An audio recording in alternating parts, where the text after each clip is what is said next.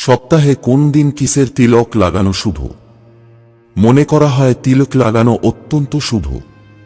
প্রত্যেক দিন যদি নিয়ম করে তিলক লাগানো হয় তাহলে আমাদের জীবন সৌভাগ্যে ভরে উঠবে। তবে প্রতিদিন একই তিলক না লাগিয়ে যদি সপ্তাহের কোন দিন কিসের তিলক লাগানো শুভ তা জেনে তিলক লাগানো হয় তাহলে খুব ভালো ফল দেয়। দেখে নিন কোন দিন কিসের তিলক লাগাতে হবে। 1. রবিবার। রবিবার সূর্যদেবের আরাধনা করার দিন।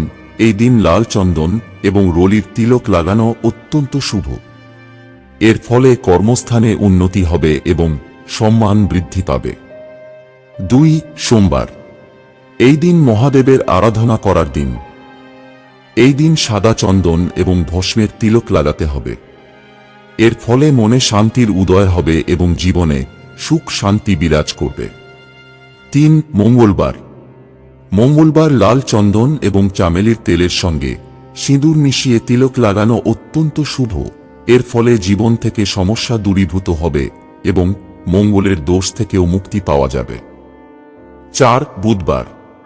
বুধবার গণেশের আরাধনা করা হয়। এই দিন শুকনো সিঁদুরের তিলক লাগাতে হবে। এর ফলে বুদ্ধির বিকাশ ঘটে এবং ব্যবসায় শ্রীবৃদ্ধি হয়। 5. বৃহস্পতিবার। বৃহস্পতিবার মা লক্ষ্মীর বার। এই দিন সাদা চন্দনের সঙ্গে কেশর মিশিয়ে তার তিলক লাগান। এর ফলে আর্থিক উন্নতির সঙ্গে সঙ্গে পারিবারিক সুখ শান্তি বজায় থাকবে। 6. শুক্রবার। শুক্রবার সাদা বা লাল চন্দনের তিলক লাগানো যেতে পারে। এর ফলে সুখ সমৃদ্ধি বৃদ্ধি পাবে খুব দ্রুত। 7. শনিবার। শনিবার হলুদ ঘষে তার তিলক লাগাতে হবে। এর ফলে শনির দোষ থেকে মুক্তি পাওয়া যাবে।